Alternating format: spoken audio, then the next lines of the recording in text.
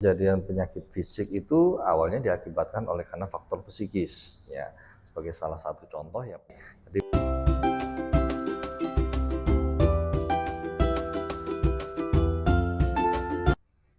Halo, selamat datang di Bincang Dokter episode pertama.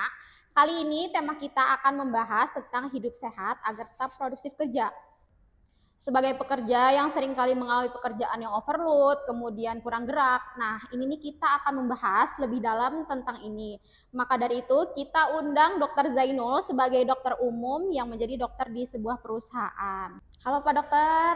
halo Mbak Maya. Oke Pak Dokter, sebelum pembahasannya lebih dalam nih, boleh Pak Dokter cerita sedikit gimana sih caranya hidup sehat supaya kita tetap produktif dalam bekerja Pak Dok? Boleh diceritakan dulu. Oke, terima kasih Mbak Maya. Salam sehat buat semuanya. Ya, kalau kita bicara tentang kesehatan memang maknanya luas ya. Tapi di lingkungan kerja ya terutama bahwasanya kesehatan itu terbagi atas 3 hal ya. Jadi yang pertama adalah dari faktor individu, kemudian dari faktor lingkungan, dan juga dari faktor psikis. Ya. Jadi untuk menjaga kesehatan dari sisi individu atau dari sisi fisik, ya, yang pertama kita harus menjaga makanan kita ya, terutama gizi. Apakah gizi dari faktor makanan yang kita makan itu sudah memenuhi secara keseluruhan proteinnya, karbohidratnya, multivitaminnya, mineralnya ya. Jadi kalau secara umum kita bisa misalnya makan dengan pola ada karbohidrat, ada nasi, kemudian ada sayuran untuk seratnya, kemudian di situ kita pakai lauk pauk untuk proteinnya ya.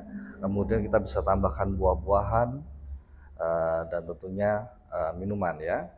Untuk minuman saya sarankan untuk yang kalau berat badannya sudah lebih atau obesitas, jangan makan atau minum yang terlalu banyak kalori ya, karena nanti akan menambah berat badan. Jadi kalau minum ya air putih saja cukup, karena idealnya kita minum itu 8 gelas sehari ya. Nah, kalau kita minum pakai susu itu bagi yang berat badannya kurang misalnya ya itu boleh. Tapi kalau berat badannya sudah berlebih ya sebaiknya dikurangin ya, kurangin. Atau pakai susu yang rendah kalori ya, bisa pakai susu kedelai misalnya ya, atau pakai susu kambing misalnya ya, itu bisa. Kemudian dari faktor eh, aktivitas ya. Jadi untuk supaya imun atau daya tahan tubuh kita itu bagus, jadi kita harus berupaya untuk melakukan aktivitas fisik sehari-hari dengan baik ya. Nah, yang pertama adalah jalan kaki. Ya, idealnya itu kalau menurut WHO itu 8.000 langkah. Nah, padahal kalau sepengalaman saya berangkat kerja sampai dengan pulang kerja itu kalau kita hitung pakai timer itu cuma paling nggak nyampe 3.000 gitu ya, nggak nyampe 3.000. Oleh karena itu kita perlu tambahkan dengan aktivitas olahraga yang misalnya seminggu sekali atau seminggu 2 kali. Bisa dengan jogging ya, lari pagi misalnya. Nah, atau aktivitas yang lain misalnya memakai peralatan ya seperti treadmill misalnya ya. Itu bisa. Kenapa pola penyakit sekarang itu lebih banyak di penyakit karena pola hidup? Yaitu dikarenakan karena kita sekarang dibandingkan orang-orang terdahulu ya, kita mulai kurang untuk bergerak, kurang untuk aktivitas. Ditambah lagi aktivitas kerja kita lebih banyak duduk misalnya. Nah, sehingga membuat pengeluaran kalori di dalam tubuh kita menjadi berkurang. Otomatis tubuh kita akan banyak nanti mendeposit kolesterol ya, asam urat yang tinggi gitu, karena kita nggak pakai untuk aktivitas atau berolahraga. Nah, kemudian tadi faktor individu ya. Yang kedua adalah dari faktor lingkungan ya. Kita sebagai dokter perusahaan kita akan melakukan yang namanya identifikasi penyakit akibat kerja. Oleh karena itu, kita akan melakukan yang pertama adalah melihat faktor resiko, ya, faktor resiko di lingkungan kerja yang berhubungan dengan gangguan kesehatan. Seperti apa? Contohnya dari sisi faktor fisika misalnya. Apakah pencahayaan dalam ruangan kerja itu sudah memenuhi persyaratan atau belum? Ya, kita juga nanti menentukan apabila di ruangan kerjanya atau di lingkungan kerjanya ada vibrasi atau getaran, apakah sudah memenuhi standar atau belum? Kemudian apabila ada paparan debu misalnya, ya, apakah sudah memakai alat pelindung diri dengan benar atau belum? Ya. Kemudian kita bisa mencari faktor risiko yang lain, ya, karena faktor risiko di dalam lingkungan kerja itu sebenarnya banyak sekali, bermacam-macam, tergantung dari lokasi kerjanya. Kita ambil contoh misalnya di ruangan kantor, ya. Di situ ada faktor ergonomis misalnya, ergonomis kerja, bagaimana kita memposisikan posisi duduk dengan benar, ya, apalagi kalau kita bekerja dengan komputer misalnya, posisi kita dengan komputer apakah terlalu mendangak atau terlalu rendah, ya, yang terbaik adalah posisi kita datar, ya, atau mungkin ke bawah sedikit. Nah, kemudian juga perlu pencahayaan, ya, pencahayaan dari komputernya misalnya, apakah brightness-nya sudah cukup, kontrasnya sudah baik, ya. Nah, faktor yang lain adalah faktor psikososial, ya, faktor di mana hubungan dengan relasi kerja, ya, apakah sudah baik ataukah ada masalah misalnya, ya, itu harus segera diselesaikan sehingga jika kita berangkat untuk kerja itu hati kita itu tenang gitu, ya, secara psikisnya. Ya, yang terakhir Mbak Maya, ya, ini masalah mental health, ya. Nah, jadi namanya kita berada di suatu lingkungan kerja, ya, tentunya banyak faktor-faktor psikis yang bisa mempengaruhi dalam kesehatan tubuh kita. Karena kita ketahui bahwasanya antara faktor psikis dan faktor fisik itu berhubungan, ya. Banyak kejadian penyakit fisik itu awalnya diakibatkan oleh karena faktor psikis, ya. Sebagai salah satu contoh ya penyakit MAH misalnya, ya, karena mungkin dia cemas, stres, asam lambungnya jadi naik, jadi penyakit lambungnya bisa kambuh begitu, ya. Nah, untuk memanajemen, bagaimana memanajemen stres, ya, kemudian kecemasan misalnya, ya. Nah, ada beberapa saran. Yang pertama, ya, kita bisa refreshing, ya, refreshing otak kita, jangan sampai terbebani terus dengan masalah atau urusan pekerjaan misalnya, ya, dengan kita berkumpul dengan saudara-saudara kita, berkumpul dengan anak istri, ya, liburan misalnya, ya. Nah, itu setidaknya bisa meminimalisir atau mengurangi beban pikiran kita.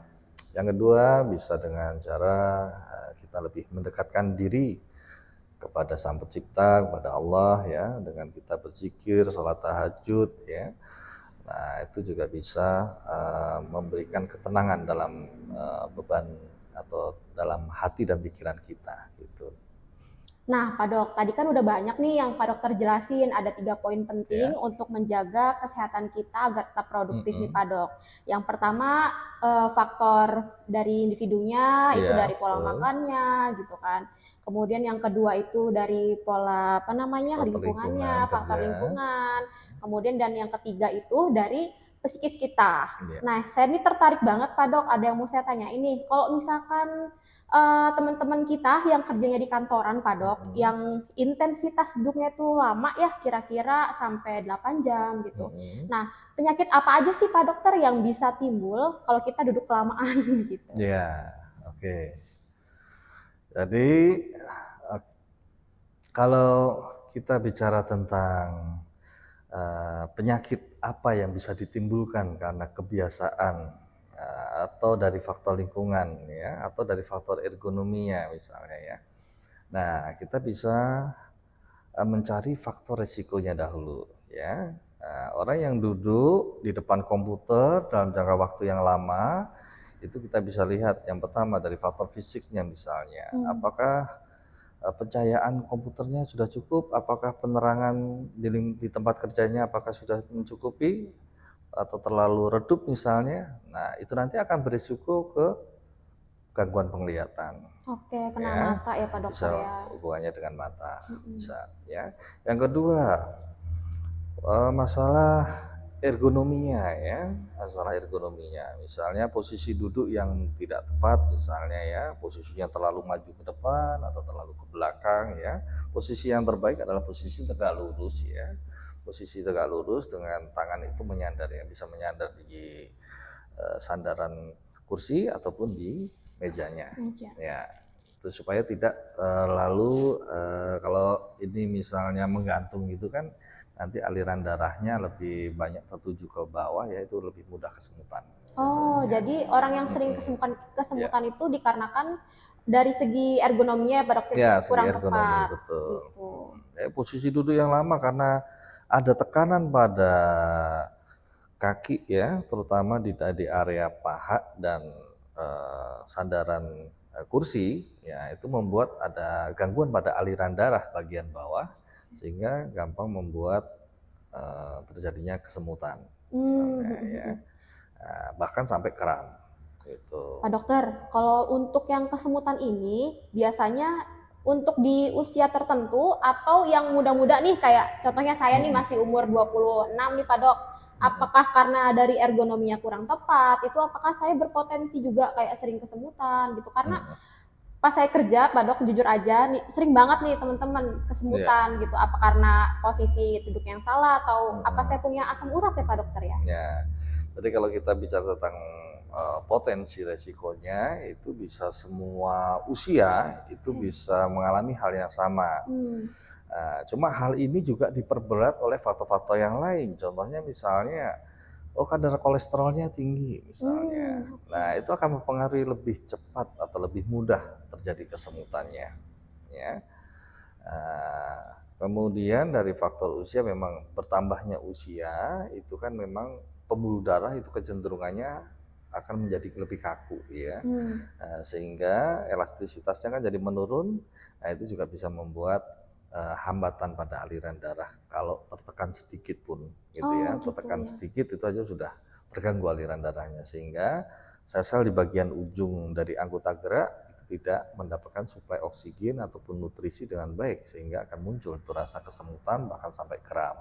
Oke, berarti semakin dia tua semakin cepat untuk kesemutan. Nah, terus tipsnya gimana Pak Dokter biar kita nih nggak kesemutan? Apakah kita tiap beberapa menit langsung stretching atau gimana nih Pak Dokter biar nggak gampang kesemutan? Oke, idealnya dalam setengah jam itu kita ada perubahan posisi. Ya, bisa antara 15 sampai 30 menit ada perubahan posisi. Kemudian kalau kita memang dalam waktu 4 jam itu memang harus berada pada posisi duduk, misalkan ada dalam waktu 1 jam itu ada peregangan pada ototnya ya, olahraga ringan yang bisa dikerjakan di tempat duduk ya. Mungkin sekitar nggak nyampe 3 menit biasanya. Nah, itu bisa dilakukan. Misalnya salah satunya kita longgarkan ya, namanya tangan kadang-kadang kan kita pegang mouse ya, atau keras nulis ya. Itu kan kecenderungannya apa? Itu bisa muncul yang namanya carpal tunnel syndrome ya, adanya nyeri pada area pergelangan tangan. Nah, untuk itu kita coba lebih relaksasikan seperti ini ya. Kita bisa tahan seperti ini. Itu untuk supaya otot-otot jari-jari itu juga mereka. Terima kasih Pak Dokter atas waktunya nih, penjelasannya oke banget ya tadi teman-teman untuk podcast kesehatan dengan tema pola hidup sehat di usia produktif. Nah, thank you banget buat yang udah nonton video ini sampai selesai. Jangan lupa dukung terus channel kami dengan cara subscribe, like, share, and comment. Dan jangan lupa kalau nanti ada informasi terkait topik apa ya nanti untuk pembahasan selanjutnya, boleh banget untuk komen di bawah ini. Dan kalau ada yang mau tanya, boleh juga untuk komen. Nanti akan kita balas satu persatu. Terima kasih, salam sehat.